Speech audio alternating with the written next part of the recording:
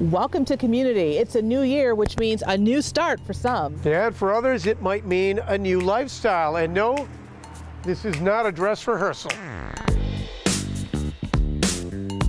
Hi, I'm Claudine Ewing. It's Black History Month. And I'm Pete Gallivan. We're going to be celebrating those who came before us and tell you what's happening now, and also a little bit more about je ne sais quoi, and take you inside and sample some of the soul food cuisine. That's going to be good, but before we do that, we're going to take you inside the life of Lorenzo Alexander of the Buffalo Bills. Not just on the gridiron, he's a family man. He was number 57 on the field, linebacker Lorenzo Alexander. The end of an era. Yeah, I mean, 15 years, something that surpassed any dream that I had. I had always had a goal of 10. And he tackled adversity coming out of Cal. Being slapped by reality of going undrafted. I've been cut a couple of times, and I think that's probably the hardest thing to adjust to the NFL, that is now a business. And even though you're talented, now you're in a world where everybody's talented. And so for me, that was really the first time somebody told me I wasn't good enough to be on the field or earn a spot. And that hits your ego in a certain way, and you really can go two ways with that. But I think with the foundation that my uncle set for me is not really ever allowing being told no to be an option. He came to Buffalo in 2015. Until you've been to Buffalo, you really can't appreciate the city. By far, this is my favorite place, and if you ask any of my kids, they've really loved it here. Especially his daughter Zoe, who surprised him and sang the national anthem. How was it singing the national anthem? How was that? It was very, very scary. Was it? Yeah. It didn't seem like it. It was very scary. A little dad-daughter time in the kitchen, and of course, she brought up football that last game. You should have won that game. Oh, wow. She's probably the biggest proponent of trying to get me to play another year. So she's really taken to this culture, her friends. There are no words to describe how he appreciates Bills Mafia. I think about Del Reed and 26 Shirts and what he's been able to create by donating money. Raising thousands for Lorenzo's ACES Foundation. I think we take pride in the same principles, you know, family, serving, and really just loving one another. ACES fills the gap for kids with the ability to play a sport, but they don't have the resources or support to make the dream happen. And so whether that's providing backpacks, providing mentoring, SAT prep, or just having somebody come in and speak to a young man that comes from the same area, just to give him a little bit of wisdom about what it means to be a man. Accountability, community, education, and sports. That's ACES. I use those four pillars to help young kids get out of the hood, get out of their low-income situations, and then become successful, go to college, and then come back and give back, and trying to create that positive cycle that we are lacking in our community. Alexander grew up in Oakland. You know, I had a great childhood. Single-parent household. My mom raised me with the help of my Uncle Steve. I could have easily been up like several of my family members or cousins, you know, dealing drugs, in a gang, or finding my way to prison. But because I had somebody like my uncle really show me a great example of what a man looked like and really pushed me in the right direction. Guidance and structure saved him. Growing up, he played baseball, basketball, but football proved to be his way to success. He went to UC Berkeley, although he'll tell you his mission is to serve. And I take a particular interest in other young men. Because I feel that if we have better leadership in that area, we make our communities better, our families better, our lives better, our world better. In retirement, you will see him making a difference. You know, working with young men coming out of college, or even guys that have been around the league for a little bit trying to figure things out, I understand that the reason why I'm in that position is because somebody did that for me, and so I'm not now just trying to pay it forward. Balance. I'm not perfect. I used to live a life that, like, man, I wouldn't want my daughter marrying him. And so I've had a maturation process. And so all I'm trying to do is trying to get them to where I am at quicker by just giving them some advice based on where I was at, and having been on both sides already, knowing where your real legacy is at, you know, with your family, with your kids. He's not talking the talk, but living what he says. The locker room will break you down the fast. They can tell you if you're being genuine or you this fake dude, rah-rah, walking around talking it but not living it. And that playoff game in Houston, his last. I leave the game with no regrets because I left it out there every single time. He's now living in Arizona with the goal of broadcasting and not far removed from Buffalo. Still being engaged with the team here, help mentoring some of the young men that I built relationships with and continue to help them on their path of maturing and developing their life off the field. A son, a dad, a husband. Everybody can't be married to somebody that's in this lifestyle. And I think our faith has played a huge point in why we've been able to sustain. And I have no regrets, and that's the reason why I'm at peace, because I'm choosing my family and not choosing football. We don't stop hiking. Just because it's cold outside and snowing, we still hike. Like anyone, this group is getting into nature, and it's paying off. Stay with us, community. We'll be right back.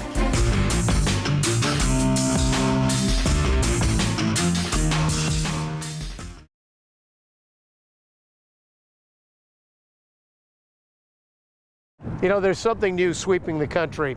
It is a social media movement called Black Girls Hike, and it's gone from the internet to the actual hiking trails. Maybe it was due to a lack of exposure, but it's really about healthy living. I started the group to encourage more women of color to get outdoors and go hiking, be more active, start doing more outdoor activities, enjoy nature and just the outdoors itself, because it helps with balancing our mind, body, and soul. I just started hiking like two or three times out of the week, and I would go to different trails all around Buffalo and the surrounding areas, and I just loved the way it made me feel. Like, it was very peaceful. It made me feel whole. It took away a lot of anxiety and stress. And so I wanted to start the group to let other people experience that as well. The benefits of hiking can help build stronger muscles and bones, improve your balance, improve heart health, decrease the risk of certain respiratory problems, and help control your weight. Just hearing like the birds chirping and the leaves rumbling, and so it's just peaceful. We started out as a group on Facebook. We had, for our first hike, we had about 7 people. Last year in May, we went to Watkins Glen State Park, and we had about 40. We have over 1,600 followers now. I want this group to travel to different states throughout the U.S. and eventually travel outside of the U.S. And I also want other people from different states to come join us. March 12th through the 15th, we're going to Atlanta, Georgia, and we're going to be hiking at Stone Mountain Park. Also, I had somebody from the UK contact me and ask about going. We are in Stiglmeyer Park and it is cold. It's freezing. Would you hike in this or maybe 10 degrees higher? It would be 10 degrees higher. The wind wouldn't be blowing as much. But we do hike all year round. Black girls hike Buffalo in the winter on ice. We don't stop hiking. Just because it's cold outside and snowing, we still hike. But it's going to be about 40 degrees. It's called Black Girls Hike Buffalo mainly because we want to encourage more women of color to go out and hike. However, the group is open to everyone. Anyone can join us on hikes. We all come out here as strangers, and then we leave like we're like the best friends in the world, and then it becomes more than friends. It's like a sisterhood. I guess you could call it teeing up some green so that inner city kids can continue to hit the greens. On behalf of Western Automotive Group and Two on Your Side, we're honored to make a contribution so you can keep giving. $5,000. For the second year, the Western Automotive Group has steered some of its community funds to the Jim Horn Golf Program, which gives kids from all walks of life the opportunity to play the game of golf and learn life lessons along the way. But I'd like to thank West Her for this contribution, and it will really help. As you can see, we get balls, I get kids, and they have a good time. Jim has been giving back for decades. The former UB basketball star and Harlem Globetrotter takes pride in teaching the lessons of discipline and perseverance. And recently, he has led by example. Suffering a stroke in December, he is already back and pushing his students to be their very best. I had a stroke, and they said, well, you can't swing a golf club, and I couldn't do anything. I was a little discouraged. So I worked hard and rehab, so now I'm back again. Learning a game of golf is just like learning a game of life. And certain things you have to maneuver around to get to your goal. Jeremiah Gamble started working with Jim at the age of 17 and just graduated from Buffalo State College. Ryan Langhorn golfs for Fredonia State, and Sarah Godfrey is a Division I golfer at Niagara. All of them are now passing along the lessons they've learned from Jim. If there's one thing that Mr. Horn has taught you that you will hold in your head and hold in your heart for the rest of your life, what is it? Honesty and integrity, just holding yourself accountable. If you make a mistake on the golf course, you can only hold yourself accountable. You're the only reason why you're making that mistake, and it's the same thing in life. What is the lesson you've learned from Jim that you'll take through life? Keep your head down. That's all I ever hear from is keep your head up, though, honestly. Keep your head down on the course, keep your head up walking in life. Yeah. Yes, exactly. I'm really proud. Oh, that makes me feel good because, as growing up as a kid, I do things and you don't have that support. Now it makes me feel good that the kids come and look for me and they're happy to be here. Coming up next on Community, celebrating the life of the oldest woman in Western New York. I thought I would never go back to Mississippi. I didn't want to even see it on a map. But see how things can change.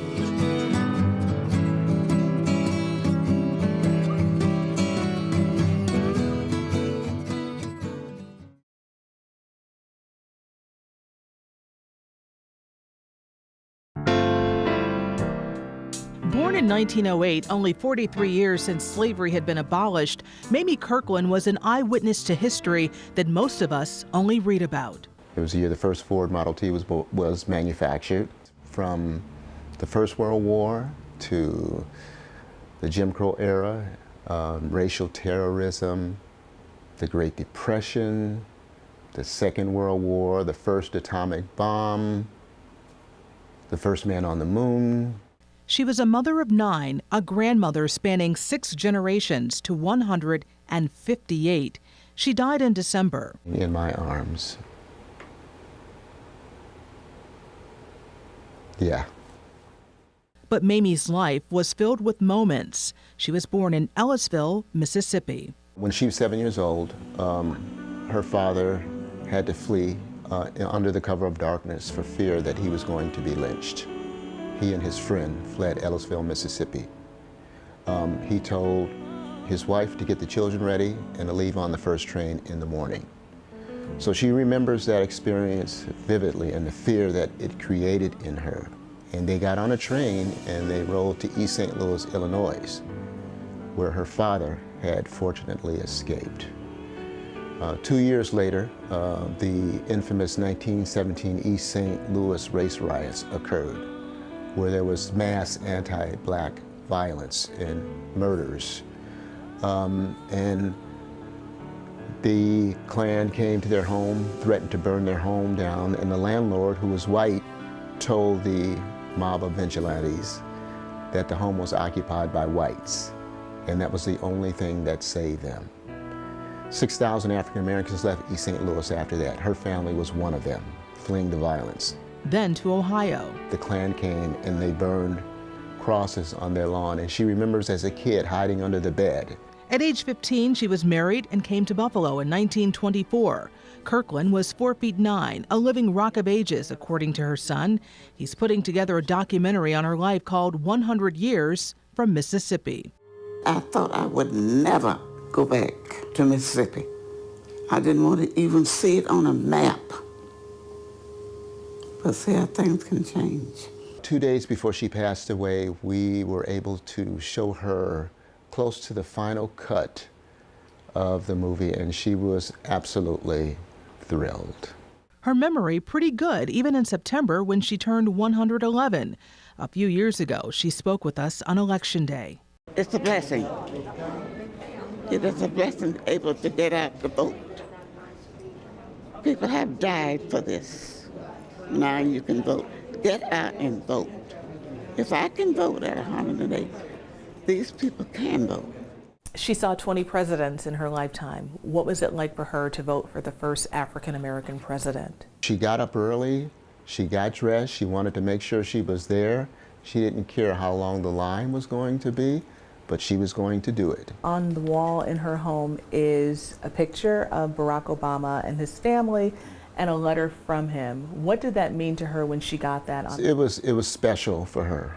It was special. Again, it's a reality that many of us, but especially her, thought would never happen in this lifetime. So when it did happen, she was very, very, very, very happy. Her oral history is on display at the inauguration of the Peace and Justice Memorial in Alabama. Ladies and gentlemen, please join me in honoring Miss Mamie Kirkland. They invited her on stage and celebrated her as this elder who represented the spirit and the voice of all those people who went through all those difficult times over the last century in this country.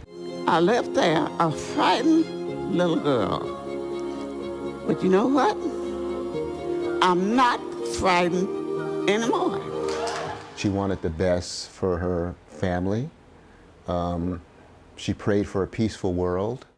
It was important for her for politicians to speak to people to find out what was needed in the community, because she had a lot of ideas of things that she wanted to see in terms of community improvement and the betterment of the city. Last year, we were at her 110th birthday celebration, where she was dancing. And maybe he will let you live to get 110.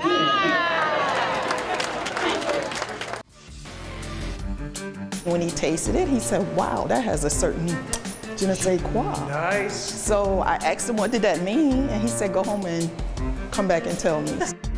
Find out next on commUNITY as we dig in.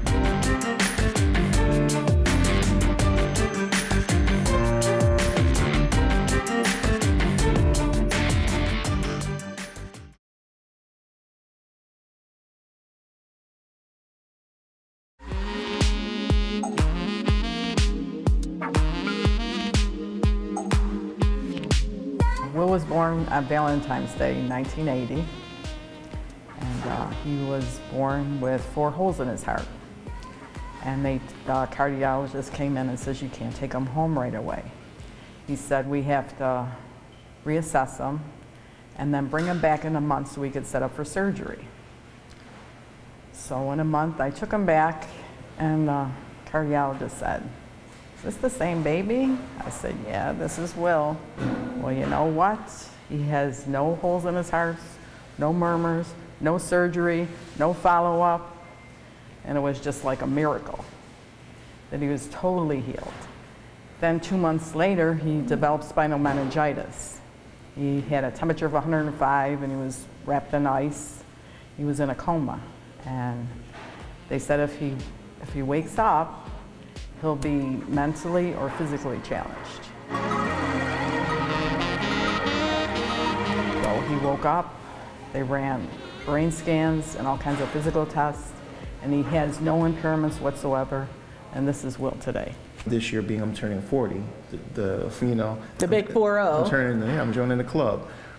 So basically, my thing was I reached out to American Heart Association of Western New York back in December. Love Cadenza, Part 6. So a portion of all the proceeds, a portion of the end of the night is going to go towards the American Heart Association of Buffalo and Niagara. I'm going to make like a tribute that I'm going to do every year for this concert. So now it becomes a concert with a purpose. My 40th birthday, we're paying tribute for my life and hoping to inspire somebody else to do the same thing going forward, And he was born on Valentine's Day. Yes.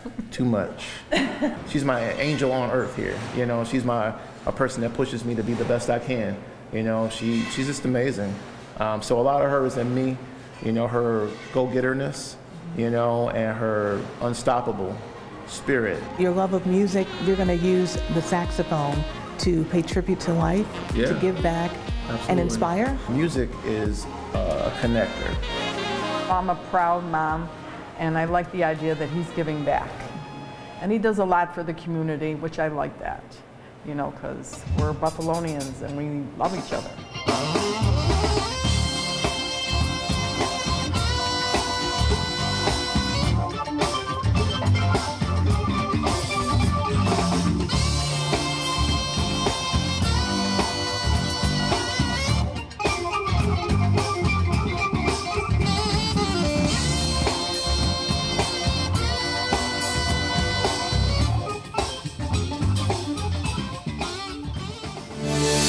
We are at Je ne sais quoi. Yes. Gwen, thank you for having us here. Thank you for coming. Tell us about the restaurant. Let's start, where'd the name come from? It's a long Don't story. say France. It's a long story. I worked at a bed and breakfast, and they were serving macaroni and cheese, and I didn't like the way they were serving it. And they said, well, what would you do different? So I did it our way, the way we were taught to make it. And when he tasted it, he said, wow, that has a certain je ne sais quoi. Nice. So I asked him, what did that mean? And he said, go home and come back and tell me. So I went home and I actually studied the word, and I love what it meant. And I said, if I ever own a restaurant, that's going to be the name. And tell people what it means. It means I don't know. But my slogan with that says, but it tastes like something.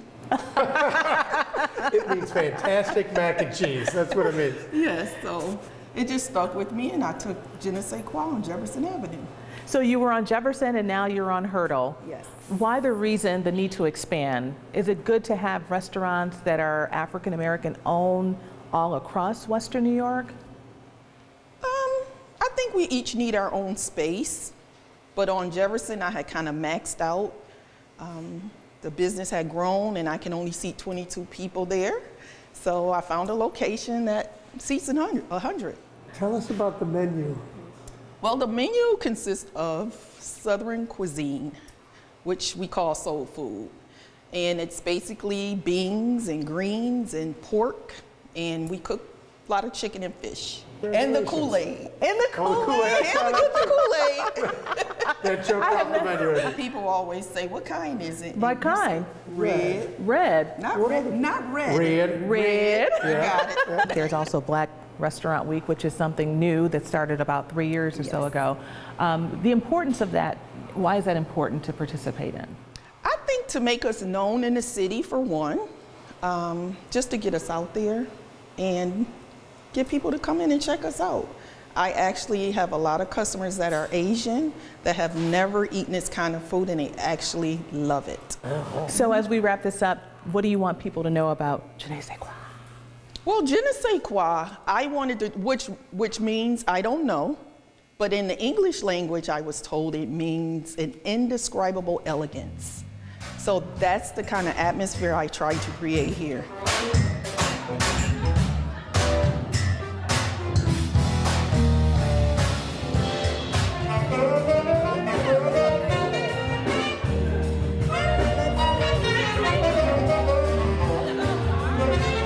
Somewhere safe to come, somewhere nice, a little more upscale, Black owned, and I'm rocking it. A lot to celebrate. I think so.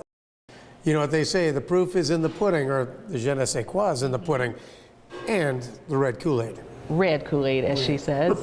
We want to thank you so much for joining us on Community. We definitely saw a lot, and we're getting our tummies filled with some mac and cheese and collard greens. Good. We'll see you next month on Community. Bon appetit.